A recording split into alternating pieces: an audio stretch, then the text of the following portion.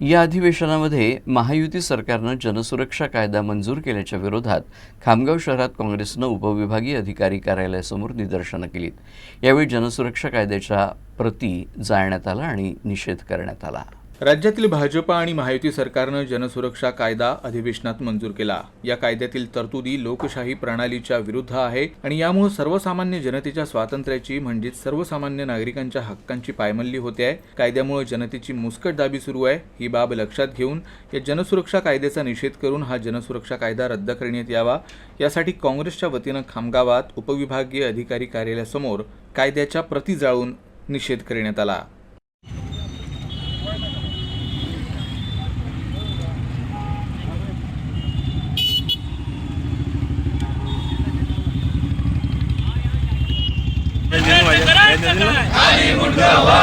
या भाजप सरकारचं करायचं काय? मुर्दाबाद मुर्दाबाद भाजप सरकार मुर्दाबाद मुर्दाबाद मुर्दाबाद भाजप सरकार मुर्दाबाद।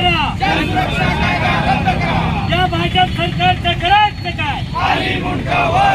या भाजप सरकारचं करायचं काय?